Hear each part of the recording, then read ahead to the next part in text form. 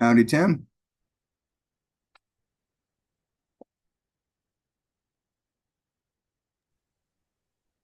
Hello, Patrick. Here I am. There we are. All right. Given the 1,400 emails that were sent and several other outreaches that were done, let's give it a second to see who pops in here. That's great. And for those of you who are here already, thank you for coming. There's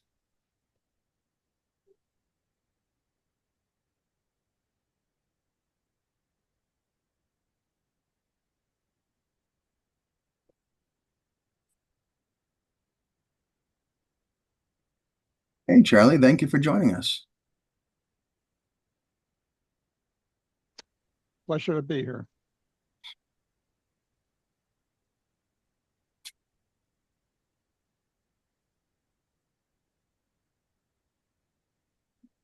Counselor Patty Nolan, also thank you for joining us.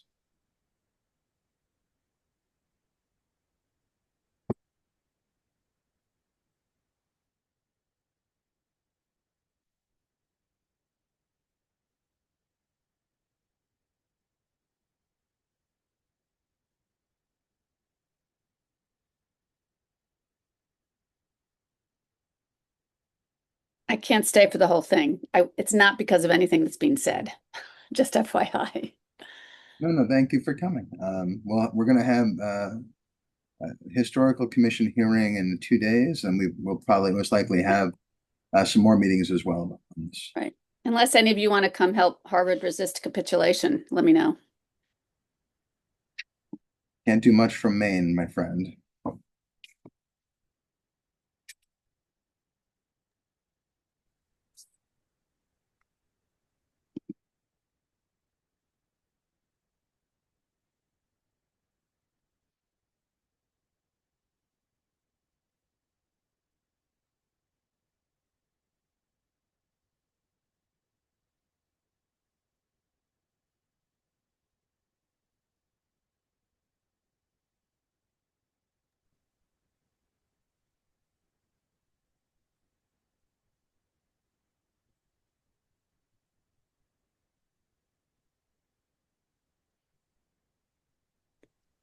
Yeah, my husband Orlando just oh, there he is. Okay.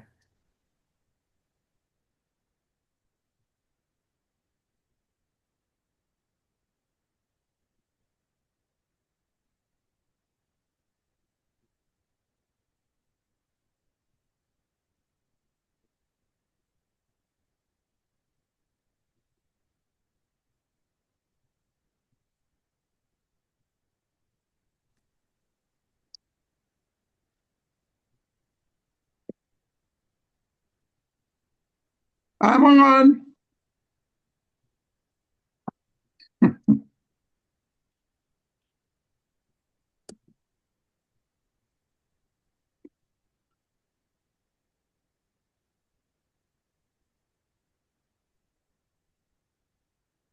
Terrific. Just for everyone, as a point of order, can you all please mute yourself?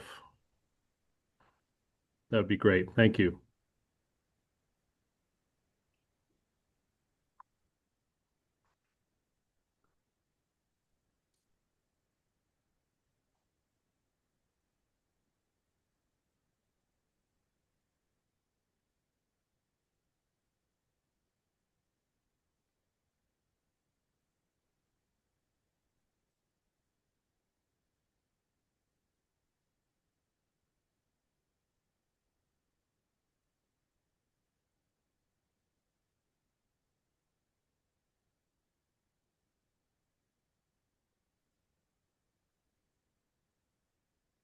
Tim, it's 6:04, and we have about an hour, so let's just get the show on the road.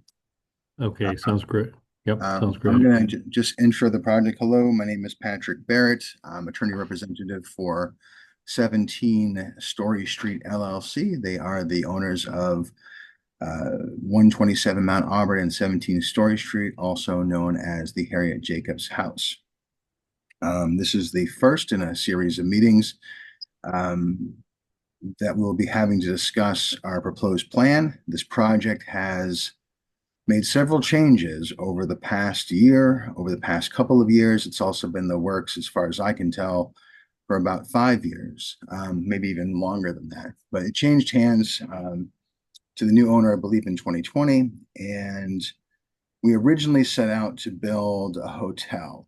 And we discussed this with some neighbors, with the Harvard Square, they call themselves the Harvard Squares Neighborhood Association. And it required zoning changes. It required going through a planning board process and relief that, one, put our project at risk. And based on the community feedback we had received at the time, and from the last few meetings that we had to discuss the zoning, it was pretty clear that we would be facing legal challenges and possibly a challenge to the zoning itself. The city was undergoing what they call the multifamily housing zoning, which passed February 25, but they were working on it all last year. It also seemed inappropriate to bring a zoning change while that process was still going on. And we just took a step back and decided to take a look at what the zoning would deliver and what it is we wanted to then produce. From the very onset, the project was was in part about preservation. We had reached out to a group called the Harriet Jacobs Committee, who were already working with my client before I came on board to discuss, possible routes of preservation, what needed to be done, and ultimately where we landed was our project is really 3 projects in one. We're going to preserve the Harry Jacobs house. We discussed this with the Historical Commission. There's a desire to have it moved to the corner, so it's more prominent on the corner of Story Street and Mount Auburn. And we're going to build a hotel that's right now we're showing about 67 keys. That means rooms. It's really more about square footage, but I think in general, the hotel portion of the building is 16,000 square feet. And another portion of residential units, which seems to be where the city wants us to go in terms of the zoning change and what we'll allow. But right now we're showing about 45,000 net square footage for residential units, which we imagine will be somewhere in the tune to about 50, maybe less, condominiums. So part historical preservation, part hotel, and part condo for sale ownership. So the idea of having let's say roughly 50 units. Currently under the inclusionary ordinance, 20% of those will be required to be affordable. I'm happy to share the affordable guidelines if anyone's interested to read them. And the hotel component sort of all driving the engine to help foster the development and refurbishment of the Harry Jacobs house. And what we think is actually a pretty nice project. We have, since our last encounter and last showing, we've switched architectural teams. We brought on Timothy Mansfield and Cambridge 7, who's a local architectural firm based out of Harvard Square. It's a short walk to the site from them, because we felt as though where our designs were going at the time were just simply not getting us where we needed to be. With the zoning change also created the complication of trying to make a multi-use building. And I think Cambridge 7 has done a very nice job of integrating all the pieces and parts. So Tim, let's just go through the presentation. This is the same presentation, I believe, that we're giving to the Cambridge Historical Commission August 14th, which is in 2 days.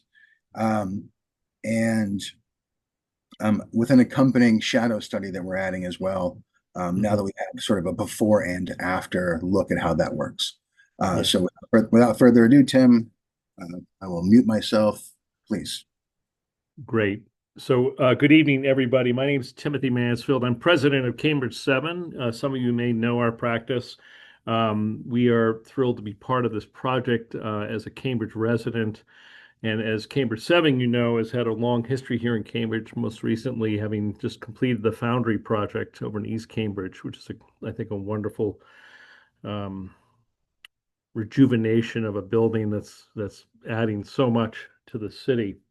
But with this project, we have quite a wonderful opportunity, especially with the Monroe Jacobs, the Harriet Jacobs house. What you see here, and as I think you Tim, probably, yeah. sorry, before you get going, one thing I'd like to also say is while we go through the presentation, if people have questions of fact about the project, please put them in the chat.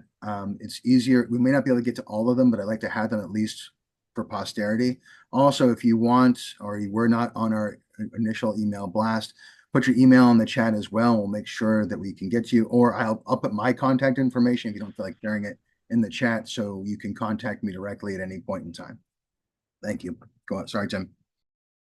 No, thanks, Patrick, and interrupt if I'm missing anything. Also, we are recording this presentation, so we'll have that as well for record. As Patrick mentioned, if you have anything, we'd like you to stay on mute, and if you have any questions, put it in the chat. In the document that we presented, and as we've developed most recently, and as Patrick mentioned, this is our first foray with all of you into this conversation about the new approach. The story is about Harriet Jacobs and this house and where it is on the property. I won't go into all of what you see on the screen here again. This is a document that's for record and it's been submitted and will be reviewed again on Thursday evening. But to move into the actual project, the location is at the corner of Mount Auburn Street and Story Street. It presently has two structures on the building, on the site.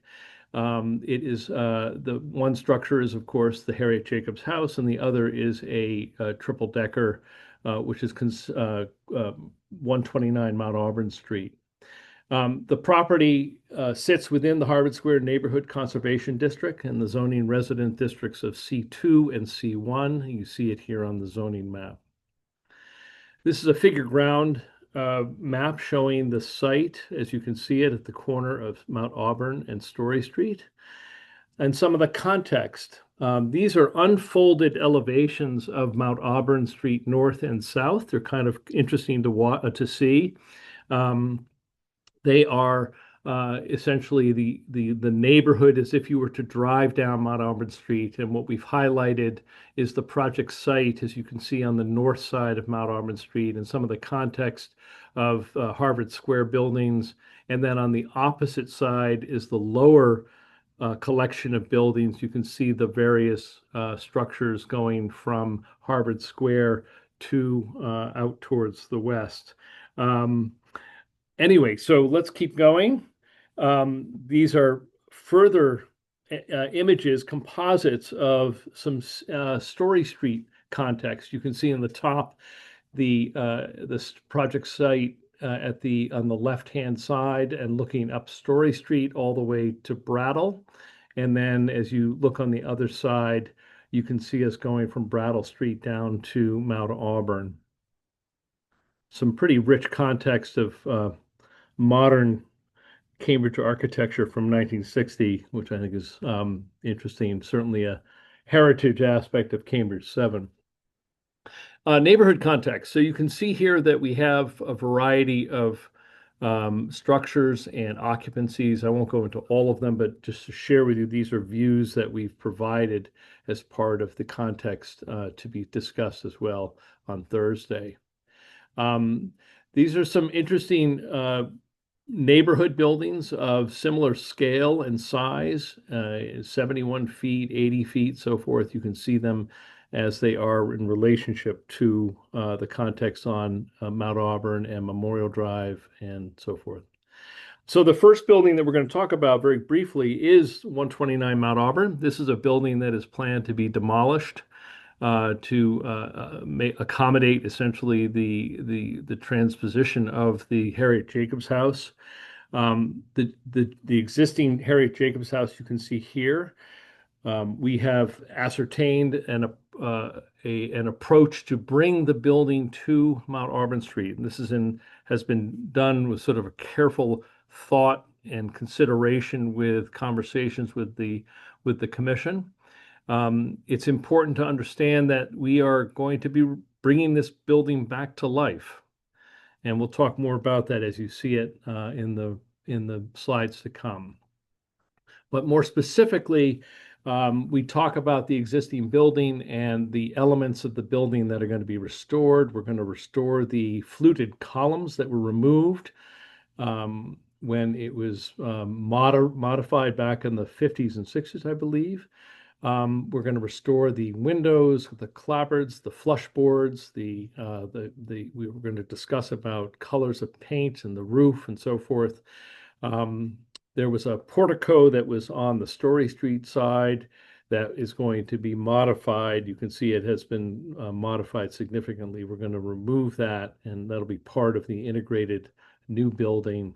And there's some other appendages from the past that we will be removing and repairing the siding, as you can see here.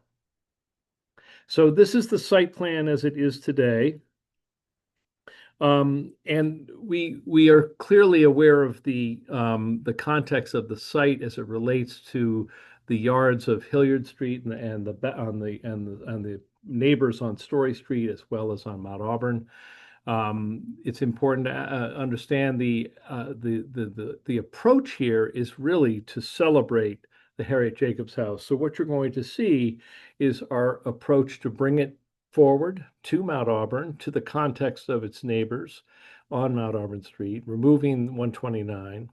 And then this provides the capacity of the site to accommodate the development.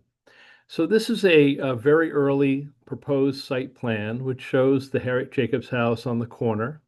We're actually having the building, the new building, stay away from the Harriet Jacobs House. We're having space between, giving Harriet Jacobs House its own site, if you will, and the hotel and the residential building are behind it. Very briefly, these are the floor plans. Again, you probably have seen these or maybe or have reviewed them from the package submitted to the Historic Commission. But you can see that the orange zones of the plans represent the hotel guest rooms. We have not shown any guest room plans specifically at this time. We're looking more just at the organization of the two buildings and the elevator core. We'll get down the road when we get to it. The plans of the building will become more articulated. But the orange is the hotel, and the tan tone are the residential units. And it goes up, as you can see, from the 4th floor, 6th floor, up to the top floor, which is the 8th floor. And then there's the roof plan. So this is the first rendering. You've seen this in the package, but the intent here, as you can see, is to bring the Harriet Jacobs House front and center, restored beautifully, carefully, with regard to the historic details. There's some elements that we'll want to review with the Historic Commission, of course, and one element is how we're going to connect the Harriet Jacobs House to the building, the main hotel building. And what we're proposing, you can see here, is a very simple glass link, if you will, which will serve as the entry into the hotel and also serve as a little cafe that can support the folks who are staying at the hotel in the neighborhood.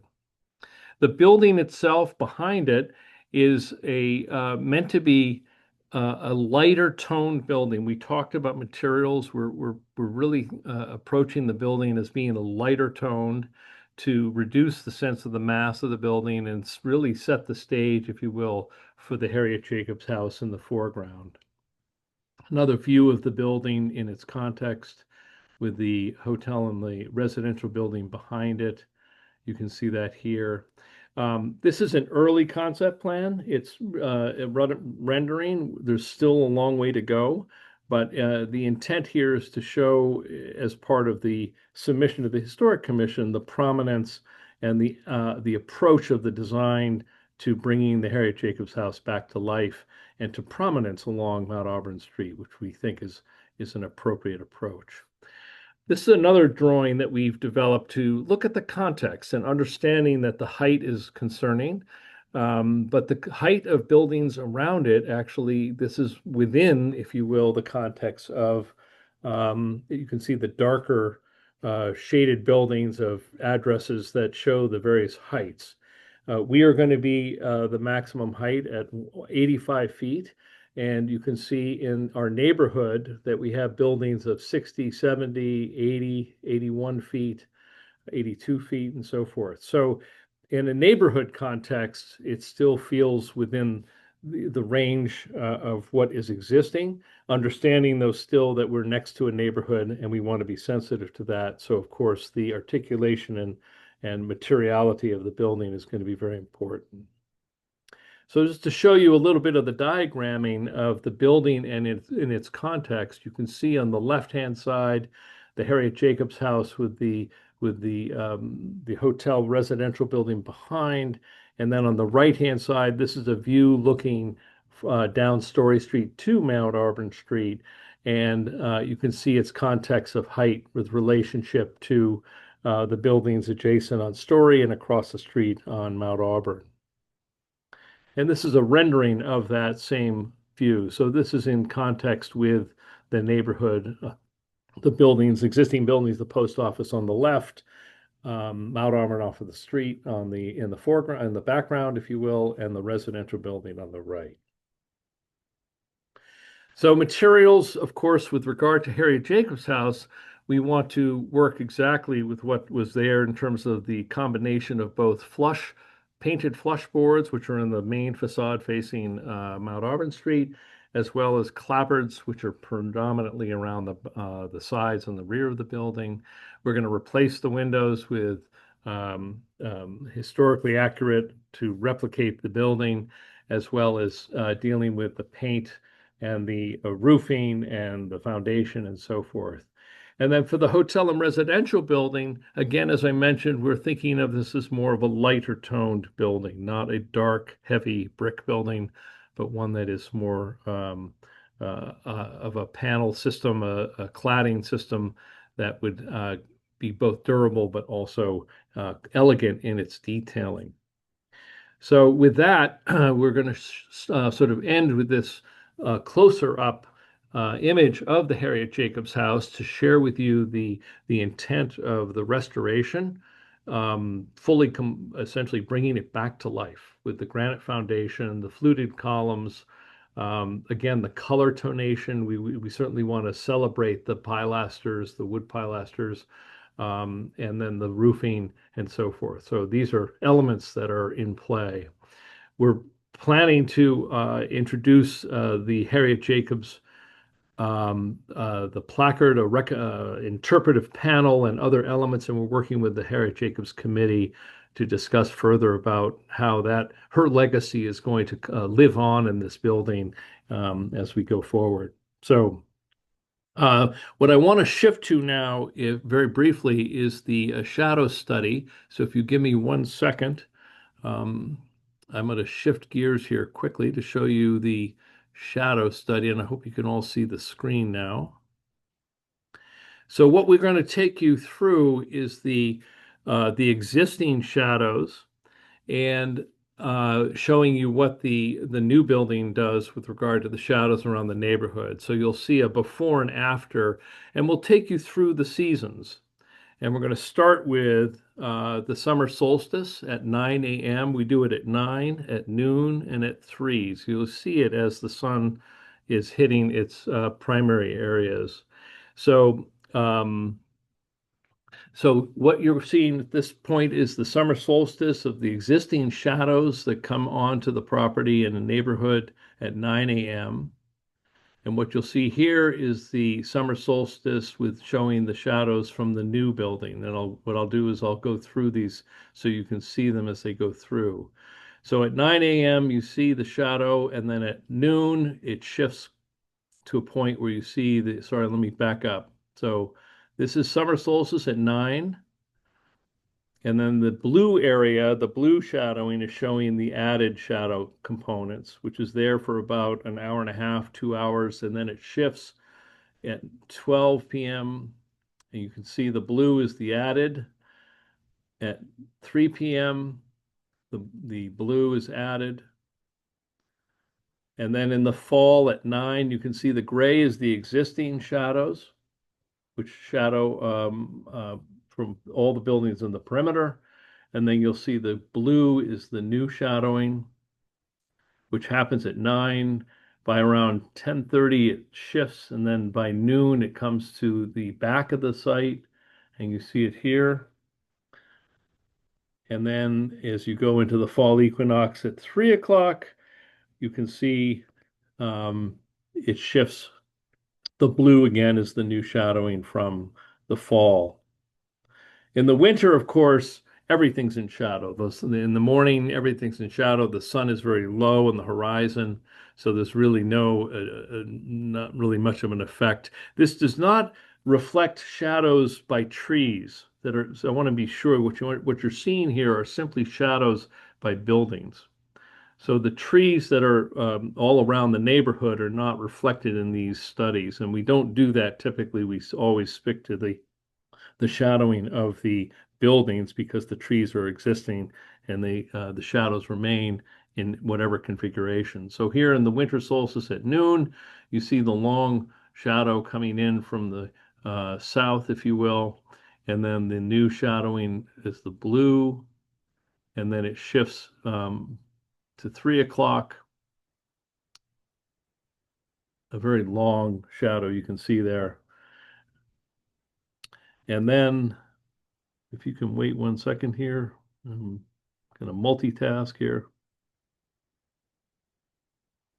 There we go. And then spring equinox in the morning. So this is when the sun is up in the spring at 9 a.m. You can see the shadowing of the gray. Then as we go forward to the blue, and it does cross over to Hilliard Street, you can see the spring equinox at noon. So again, that 9 o'clock is a duration of about an hour and a half, 2 hours, and then it shifts at noon. It comes to the from the south. At 3 o'clock, it shifts further. And that's the end of the shadow study. So with that, Patrick, I think we have everybody still in the chat here. Enraptured. I'm typing as fast as human fingers can type. But I would say thank you for that presentation, Tim. And I'm going to try to get to some of these questions that I haven't been able to get to, but I'll answer. I was typing Noah's question first, since he said your submission to the Historical Commission is dated July 11th. How was it completed on July 14th? So I got that reverse, Noah. I guess we finished the plans July 11th and then submitted for the date July 14th. So my mistake in that 3-day mix up there. There were some questions up at the very beginning that were all sort of focused on Hilliard Street. And let me get to them.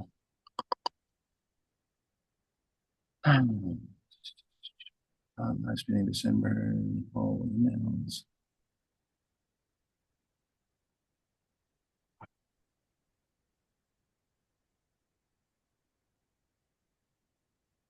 That's a question. Why no mention of Hilliard Street adjoins the back of the site?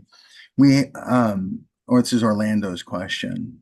We're happy to talk about Hilliard Street, but we're looking at the project, at least in terms of its design and focus, in a very different way. When we first approached the neighbors, we did not have the requisite zoning to deliver the project that we were presenting. In fact, we needed a significant amount of zoning relief, variances, special permits, or to change the zoning, which was my suggestion at the time. We didn't want to proceed at risk on variances or special permits. So with the multifamily housing zoning in sort of the queue, we decided to wait on a zoning change. This project is being presented as fully zoning compliant. There are there's no special permit, or there's no planning board hearing. There's no variance that we are required to get. We're happy to show elevations and renderings from behind the building, so you can get a chance to see what that looks like, and we can send those to you, but it wasn't the focus of our project, which typically for any project focuses on, especially on a corner lot, the two front lots. And in this case, in terms of what the historical commission, what their purview is the Harry Jacobs house itself. So the historical presentation, I think this is where the multifamily zoning, I think, is a little bit confusing in terms of process. We're at the historical commission level. That's what our level of review is for this project. What the historical commission is going to look at are the renovations of the Harry Jacobs house from the exterior. We have talked a little bit about the interior. I think at some point we talked about stairwells and the preservation of a banister, which we fully intend to do, but that's not really within the purview of the board itself. And then also to talk about the relationship of the Harry Jacobs house with regard to the new building. So it's a very different setup in terms of process. And it's not a planning board hearing. So it's not, we're not talking about the full scope of the project really at the historical commission level, and nor can the historical commission really adjudicate on that. But we are happy to show elevations, and I think I can force Tim to create a render of what that looks like from behind, including the current tree that's there and whatever landscaping we have. We don't have a full landscaping plan for the back of the house yet, but we have a landscape architect engaged, so we can work with him to maybe produce some more visual cues as to what's going on back there. I think that answer. Anita had the same question. I think that does that answer the question for you guys? Okay.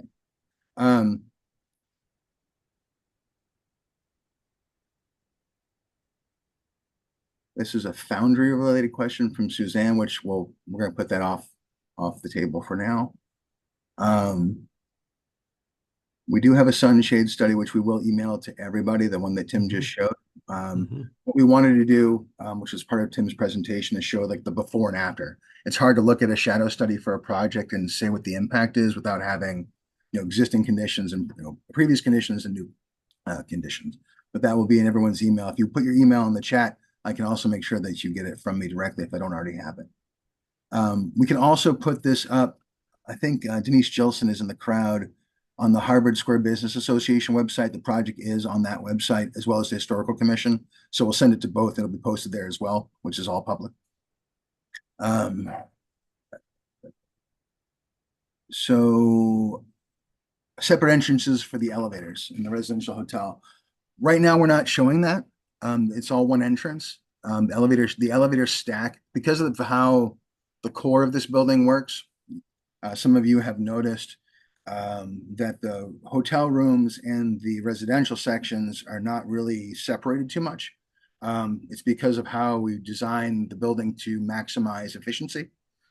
We have, 3 elevator shafts. There will be an independent elevator for the residential component that will access that, and it will be cordoned off, so there won't be a mixing of flow, but it's tricky to make all the internal stuff work. It's also not part of the historical presentation, so it's we just haven't gotten there yet.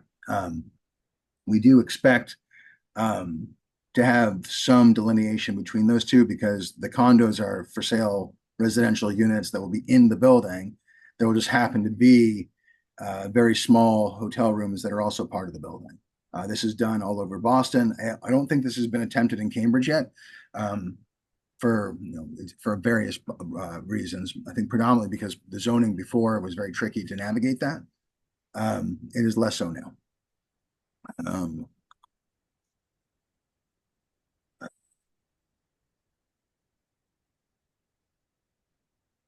Nicole's question about overshadowing the Harry Jacobs house and bringing it to prominence, I tried to answer that question, Nicole, to the best of my ability, and I think it's somewhat subjective in terms of how the Historical Commission looks at this, how you look at it, how I look at it, how Tim looks at it.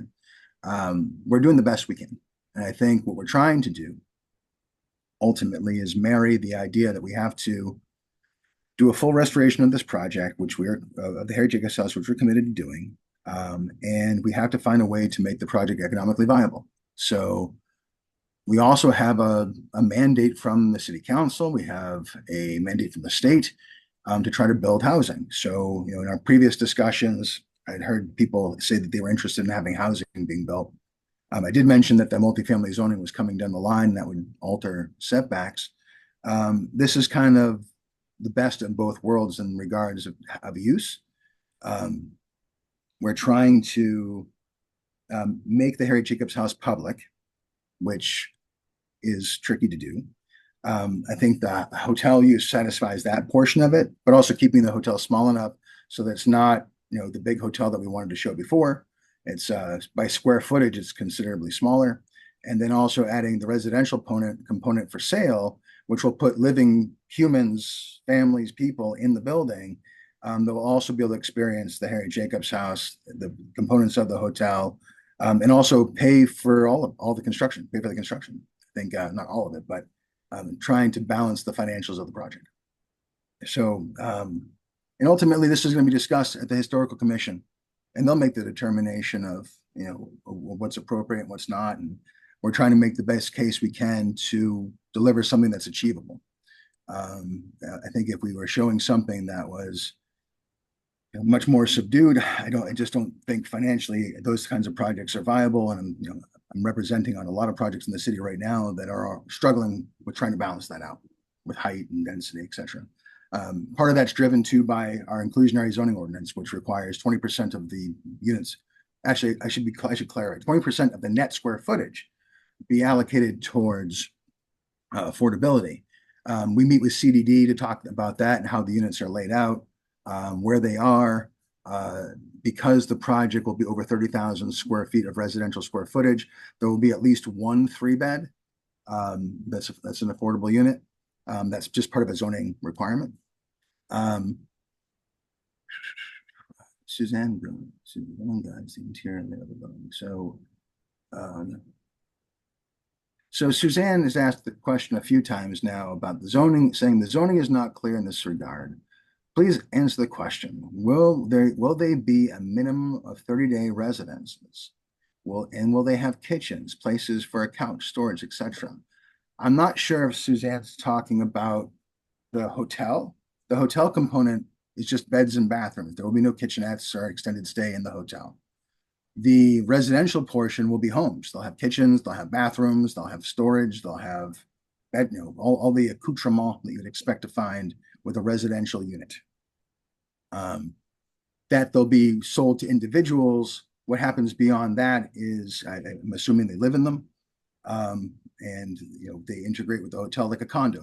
Think of the whole building as condos. There's the Harry Jacobs portion with the hotel that's a condo, and the residential portion is a condo. It's like any other condominium building.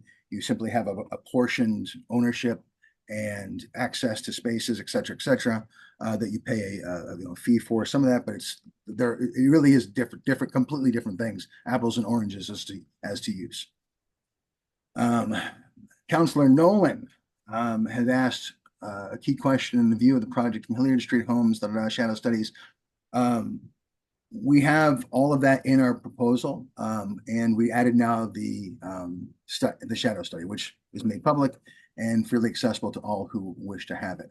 Got 20 new messages at the bottom here, so let me see what I can do here. No, Suzanne, I want to be clear, because we're having a communication gap.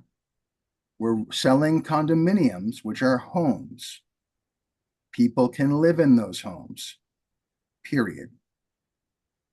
We're not making them part of the hotel. They're not some sneaky way to add extra units.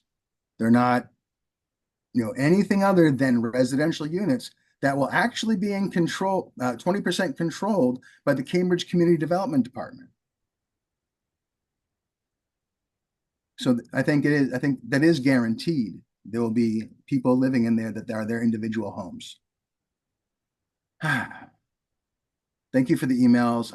I will be typing them in as I go.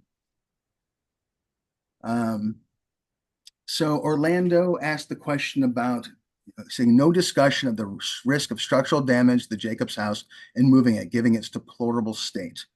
Orlando, all I can say is that we are experts. We will hire experts and we will have structural engineers evaluate the integrity of the building. And this kind of thing happens and gets done all the time. We have talked to Charlie about this extensively, and that is part of what the Historical Commission is looking to achieve in this project. Bringing the Harriet Jacobs House around and facing Story and Mount Auburn. We will, I think in terms of sequencing, we demo the big building first, the blue building. And then we have to build the foundation for the Harriet Jacobs House. So we won't really be touching the Harriet Jacobs House until we get the foundation in place. And we have our structural engineer, they go in and refit the building out structurally to make sure that it's sound. And then we very, very, very slowly bring it to its final destination, which will be on top of the new foundation that we built for it. Does that describe the process accurately, Timothy?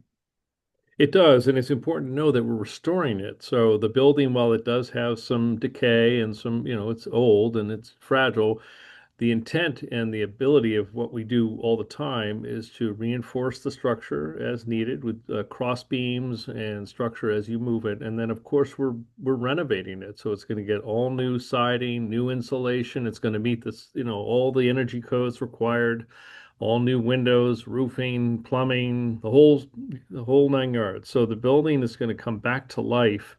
And moving it is really the least of our concerns. So thank you for some more emails. I see Suzanne's asking saying that the Story Street is very narrow with Coca-Cola trucks and mail trucks passing down there frequently. What happens if there is loading or unloading in front of the hotel? Have you done a traffic study? Because we are what would be considered an Article 19.50 project, we will be producing a traffic and parking study at some point. We are miles away from that. We have done our own internal discussion with CDD as well as with our own team in determining where the best locations are for loading and unloading. And we all, once we made the determination where the Harriet Jacobs House was supposed to go, which was, again, guided by the Historical Commission, we feel that Story Street is the superior location for loading and unloading, and certainly not Mount Auburn because of the traffic and bike lanes, et cetera, et cetera. Orlando's asking, how affordable will the residences? This is determined by the Cambridge Community Development Department. There is, for condominiums, I believe it is 80% of AMI the first round, meaning that when we sell the condos, they can only be a maximum of 80% AMI. And after that, I do believe that the owner is able to sell them at a slightly elevated rate, but it's also income and equity controlled.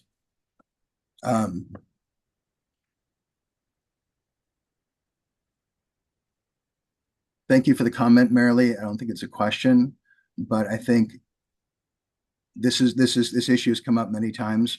And, in terms of if something is allowed, doesn't mean it needs to be maxed out. I don't think that's necessarily what we're doing, Marilee. And we're also trying to manage several goals. There's a housing goal, there's a restoration goal, there's a public use goal.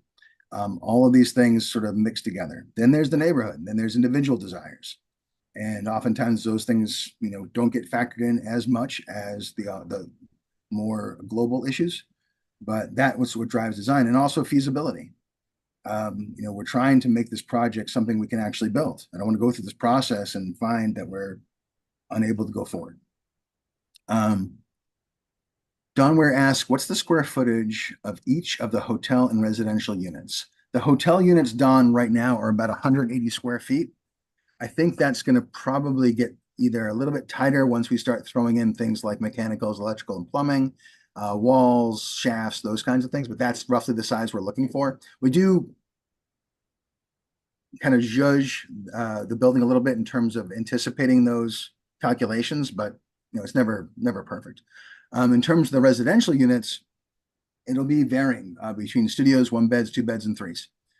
The 3-bedroom units, by virtue of zoning, if they're inclusionary, have to at least be 1,100 square feet. So that's the only guidepost I can give you for that. But I think other sizes for studios, I imagine around 450. one bedrooms like 700, two bedrooms 900 and change that, but exact numbers we don't have. We focus on the total residential square footage because that's how CDD does their affordability calculation, and we try to include what we call an efficiency number into that. Typically, with buildings like this, that efficiency number is about 20% for hallways, elevators, stairs, et cetera, blah blah. So that 45 is the net number we're working with in terms of overall square footage for all units.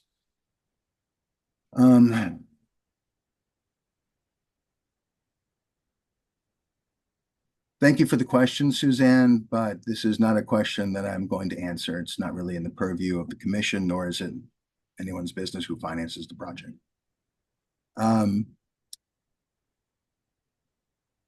Please email us. I'm a member of the Harry Jacobs Committee. Beth, we got you.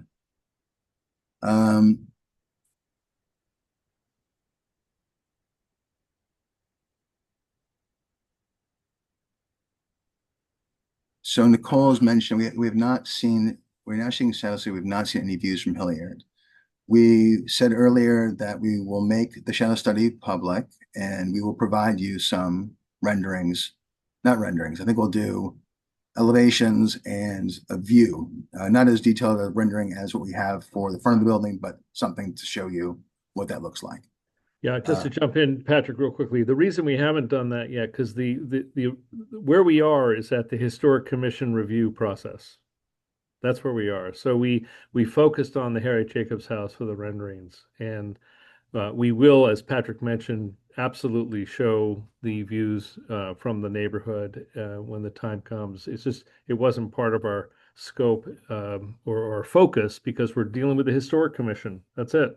It's also, I think, speaks to the process and how these projects work. So, Cambridge is not used to having, or people aren't used to having by right projects in Cambridge. People are used to having projects that require lots of relief, lots of special permits, variances, having to go to the planning board. This project has none of that. So, there is no, base requirement to that. We do have a requirement under section 5.40, footnote 37, to have a community meeting where questions will be asked and answered, which we will schedule in the future because we are in part in a C1 zone. I think about 147 square feet of the building at the base is sort of tipping its toe. We'll do the best we can to answer your questions and to provide the information that we typically would provide in a planning board setting. But again, we are focused on the Historical Commission and we're trying to do the best we can to work with the rule set that we have. I don't know the answer to, okay, you can use,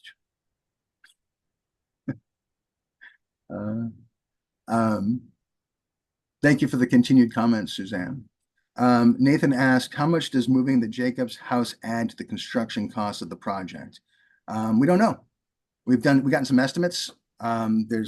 It varies from group to group in terms of the degree of difficulty. We haven't brought in a structural engineer yet, so we'll have to price that piece out.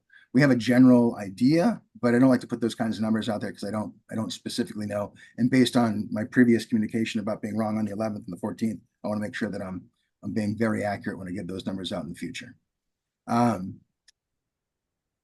to go. Thanks for keeping me updated. No problem, Steve Kurland. So Marilee Meyer is asking, in the foundation for Harry Jacobs house, will there be plans for basement use and rooms? Yes. Right now, what you're seeing is a plan for a plan. We don't have the fully fleshed out basement sections yet. There's a lot of basement there. And I think if you, Tim, can you put the Yep, sure. Show the courtyard with the transom going down. Yeah. So what? Let me see if I can blow this up a little bit. So what you'll see here. It's very small. I can't. Yeah, I know. Hang on. I'm old now. My eyes are. Bear with me. So what you see on the screen, right? I'm going to circle it with a blue circle, if you can see it. This is the ground floor plan. And what you see is the Harry Jacobs house here, and then we have the courtyard behind it. And in the courtyard, we're proposing if you will, a garden skylight, if you will, that will allow us to drop light. Now, give me 1 second. I'm going to shift the plan over. So this plan that you see here is what we're considering just a schematic basement floor plan. And so the Harriet Jacobs house is the rectangle here on the corner. And then the skylight from above drops into the center of that space. And these are opportunities to have amenities and rooms, programming down along with what will be needed for mechanical and back of house and so forth. So that might help explain. Yeah, so in terms of the question, Mary, like we have a courtyard, we have this transom bringing light down below. I would not pay attention to this layout. We're going to have, Yeah. significantly more bike parking. There won't be a fitness center.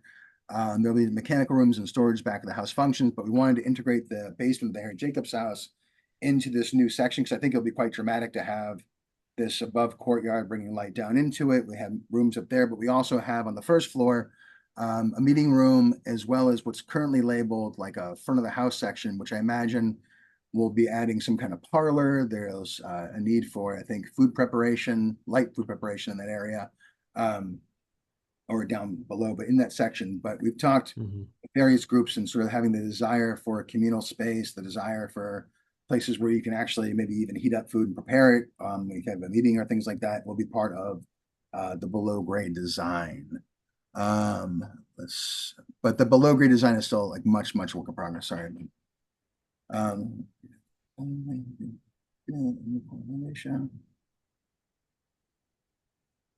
What about night lights? Will you put in dark curtain screens so it does not dominate the residential area? I imagine we'll have window treatments, but for the residential component is the outer shell of the building. It's sort of up to the homeowners, how they manage their homes. But certainly something that we can discuss by way of condominium documentation. Will the condos be offered to foreign investors? Don, do you want me to explicitly draft a document that says we won't sell to foreigners? And what is a foreign investor? And this is a rhetorical question. I expect the answer. But the answer is the condos will be offered to people who wish to buy them, and to people who are in the Cambridge Community Department's affordable housing program. Is there any green space to honor her legacy, such as the garden and statue? So I've heard talk about the statue. That came from, I think, the Harry Jacobs Committee.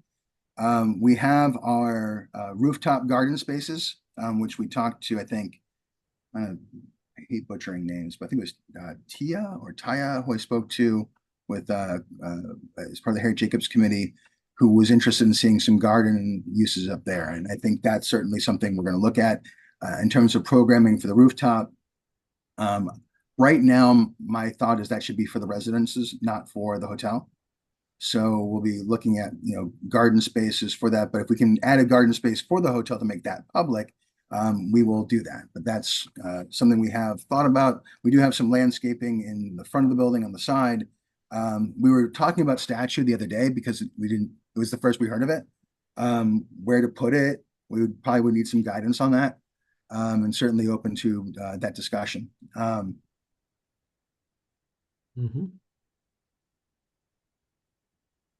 So the next question, we have not discussed the most important problem, the effects of this structure on the living condition and view of abutters. So there's probably a few questions being asked there, but in terms of the construction, we will be providing a construction management plan that will be posted all around the site with our phone numbers, contacts, blah, blah, blah. We will have an update. I like to use WhatsApp, but we don't have to necessarily use that, but to update people as different phases of construction go on, street closures, when we're moving the Harriet Jacobs house, we imagine that's going to be quite the event. We should film it. I think it'll be fun. But we'll certainly keep you guys appraised of all the steps of the project as we go through it, if we are approved. In terms of the effects of the structure being in the living condition of the view of abutters, your view is going to change from what it is now to something else. I don't know necessarily that it's our responsibility to manage to curate that for you. We had discussions in the past about, if we built just a hotel and we had additional zoning relief, what the setbacks, were required then. But now we're adding homes to the place which have a different setback. So and we're following what the zoning tells us to do. So I think in terms of impact, we're happy to show you. We're happy to have discussions about plantings, things we can do to, like, to Suzanne's suggestion about blackout shades or whatever. But in terms of that, I think, we're developing the property in a way that achieves several goals for not only just the person who owns it, but for the city of Cambridge as well as the historical commission. All the balancing of people's interests. You showed all these views in the past. No, we have a very different project. So in terms of showing past views, like Tim said, we were trying to get this submission in on time for the historical commission. We're happy to show you those views, but they're not part of our proposal. But we're happy to share them. It's just a different process. Duly noted, Nicole. So Suzanne, all this is being driven by zoning. So where the placement of the hotel is very deliberate. Where the residences are is also very deliberate. It's to be zoning compliant. We didn't want to have to approach the city for a variance or a special permit because we knew that it would be appealed or fought. So we decided to design something that was within the confines of the zoning because there didn't seem to be any appetite to allow us to rezone to build just a hotel.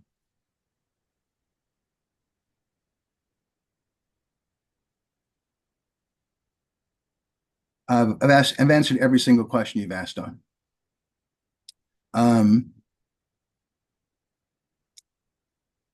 So Mary Lee, the banister and the staircase, we're going to talk about that. We're going to bring it up. We want to restore the banister. There's probably other things inside the house too that are worth note to talk about. And we should bring people in. That's not the purview of the historical commission, but we have told Charlie that we will restore the banister. But we need to make it code compliant. So, imagine using the materials, but making it something that is actually compliant with the current building code. So everything on the ground floor is open to the public except for the residences that are on Mount Auburn. Suzanne. Tim, what's the name of our landscape architect? Um, You have a beautiful voice. We have Verdant Landscape, which is I think the landscape architect who has worked with Janet in the past Yeah. and has worked on the project. Yeah.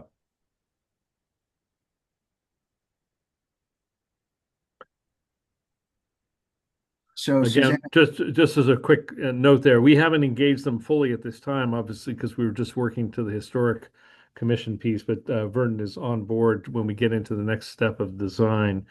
Again, the design is very early, folks. It's super early. So lots to go. So we will have a city arborist on. The city arborist will be on board if there are any city trees or trees within the public way that are in jeopardy. So we will be handling that process through the proper channels with the DPW and arborist as we go. Noah, I'm not sure what you're saying is patently false. In the past, I have shown you the zoning tables for this project. I'm not doing it now because we're not asking for any kind of change in zoning. I'm happy to show, and we will provide at some point during the building permitting phase what our zoning analysis is for the project. But when it's a by right project, there typically is no need to provide a zoning table because we're not asking for any changes from an existing condition.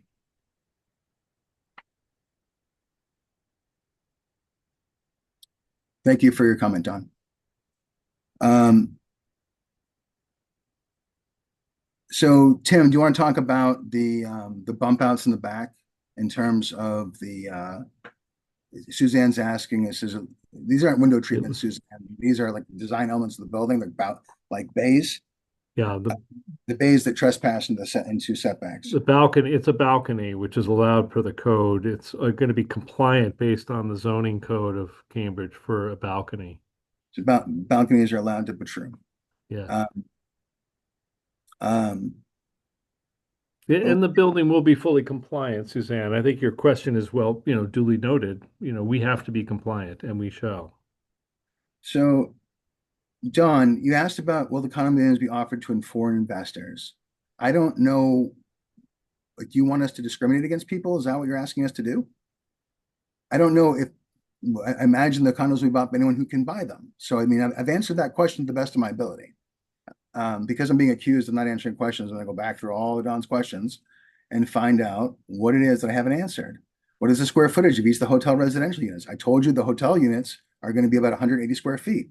The residential units, the net square footage is about 45,000. We will then break that 45,000 net square footage into 80% market rate units and 20% affordable.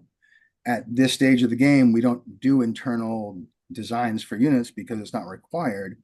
And it's also, it has to be directed by community development department. We have at least one 3-bed that'll be 1,100 square feet. That's the best way I can answer that question. So I don't know what else is there, but let's see.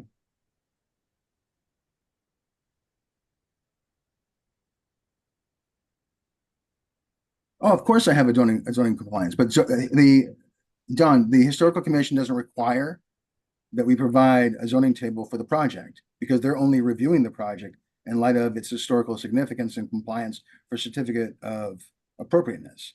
At the building permit stage, we provide them with our zoning analysis and narrative to build the project. So that's where it goes through a compliance phase. So I'm not refusing to provide this to the city when it's required. I am not going to send you a full zoning analysis right now, but I might in the future. Balconies also contribute to bouncing noise. Is there a noise study? You know, that's weird, Marilee, that no one ever asks for that. I did it for 907 Main. We actually hired a group called the Centec to do a sound study.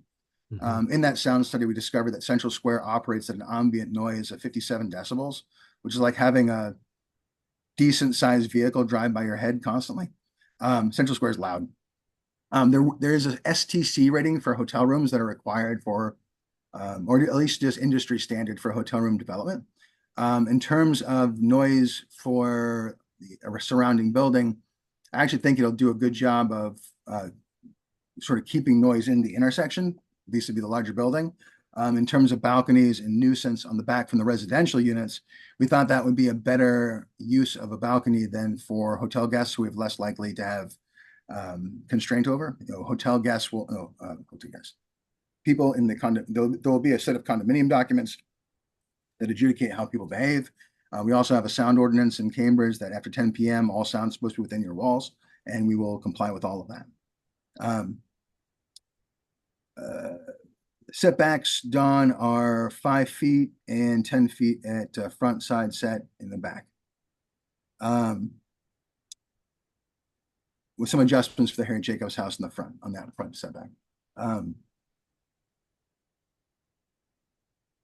Suzanne, the entire interior design of the project is outside the purview of the Historical Commission, and I cannot say we will change the design internally. We're trying to create efficiency, which requires a central core. So I don't imagine we would do too much more than, you know, what would be marketable to keep those places separate. But certainly they won't be, you know, interacting with each other, which is why we have separate elevator for the residences versus the hotel users.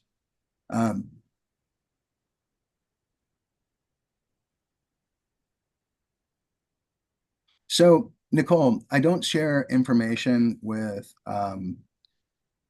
what I would consider to be, I'm not sure it's concerned parties, more of parties that are looking to, you know, in the past where I've been threatened with legal action.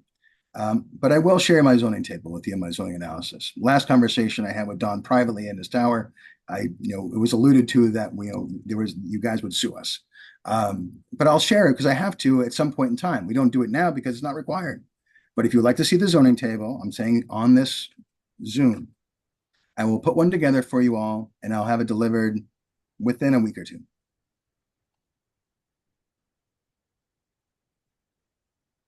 I don't know what you, Marilee, the sound decibel is around 65, but these walls bounce. Are you concerned about reflection of sounds? Okay. Tim, can you speak to that at all? Well, you have to think about, it's an acoustician to really study this, Mary Lee, and what you talk about is what the source of the sound you're discussing. So if you're thinking about sound bouncing off the back of the building into the backyard, the source would be coming from the backyard. So I think the when you're talking about sound bouncing into the backyard, I'm not quite sure I understand. Well, I'm actually saying the- sound bounce in the backyard. I think what she's asking is like, there's going to be noise in the intersection of Story and Mount Auburn, right? And sound bouncing off the main building into that intersection. Does it become louder? Does it become an issue? And in terms of the back wall, the only sounds that you'll hear from there are from the people who live on Hilliard Street, or it's not really it's not. I mean, it's a traffic route, but it's very narrow with lots of parking on both sides. So I don't see that being much of an issue. In some regard, whoop, hang on. There's a echo in there. Yeah. Is somebody turned on? No, I'm gonna mute. So I guess we can pick this up when we get further in design. We clearly gonna have to comply with any of the zoning ordinances regard to sound.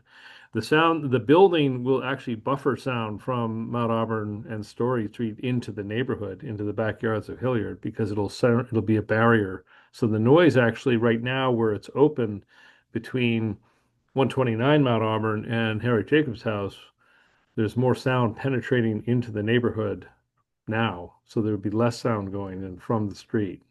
Yeah. So this But meeting is you're talking about, okay, well, Marilee, we'll pick it up. We'll pick it up in the next phase, but your concern is well heard, I can say. and just so people understand, when we go on the 14th, we anticipate asking for, we don't expect this to be a one meeting adventure and then we're over. We also do have a requirement vis-a-vis Article 5.4 to have a community meeting at some point thereafter, where we can provide more detailed information. You guys are also able to ask us any questions you want and email us whenever you like. I put my email in the chat. You also have my phone number. We also have a lot more emails now, so people, as we go forward, we'll try to reach out to you as the best of our ability. We thank you all for showing. I see there's 2 more questions here. I will respond to them in an email form.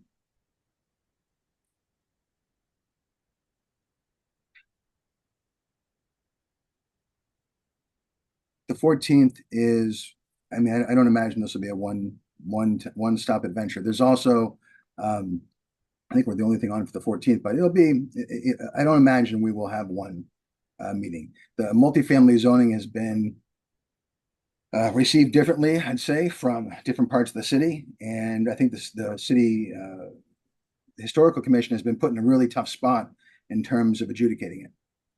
So we're very sympathetic to that. And I've already told Charlie that we're happy to have another meeting after the first historical commission hearing if we need to continue to come back and have a further discussion about this project. There's a lot going on here. I think it's a very big project for Harvard Square. I think there's a lot of positivity to be gained from it, but there are also some concerns. So we're never ones to shy away from that kind of a discussion, and we will have another one. So Don, I'm just going to tell you in the public realm, there's some questions you're going to ask me that I'm just not going to answer because I don't know the answer to them. There's some questions that you're going to ask me that I'm not going to answer because they're inappropriate questions, like, will I sell to foreign investors? And whatever questions I can answer, that I'm authorized to answer, I will. But I think, I have to understand the sometimes why you're asking these questions, and I have a sense of why you're asking these questions. Is it about the preservation of the historical preservation of Harry Jacobs house that you're concerned about? Is it the operation of the building you're concerned about? Is it, there's a lot of questions that beg questions. So again, I'll answer what I can, and that will have to be satisfactory. For everyone else, I thank you for showing up. We look forward to having more discussion, and we'll see you all probably, I imagine, on the 14th. And bring your questions and comments, and we're happy to answer, whatever I can. Noah's last question: what assurance do we have that you'll reply now? Well, look, I have a different project. I have a different architectural team. We have a different set up altogether. So, you know, it's where when we abandoned ship of our last project, it took some time to recalibrate. You can't just pivot from where we were to where we are now. And we were racing to meet the deadline for this historical commission hearing. We also are approaching the project very differently, Noah. You know, we're doing what we're doing. We're doing what's compliant with the city. So I understand there's some questions about that, but I'm happy to provide the answers when I'm able to. But that's not typically done at the historical commission level, which is why we haven't prepared for them. But I have had discussions with CDD, ISD, who are the adjudicators of zoning, and they all agree with my position that this is zoning compliant. But we'll have all that stuff, you know, I said 2 weeks. I'll give it 2 weeks. In the future, we'll do the best we can in terms of communication. We have a requirement to reach out vis-a-vis that footnote. We also have a responsibility vis-a-vis Charlie Historical Commission to make sure we keep in contact, and we will. Thank you all for coming, and I'll see you on Thursday. Thank you, Tim. Thank you all.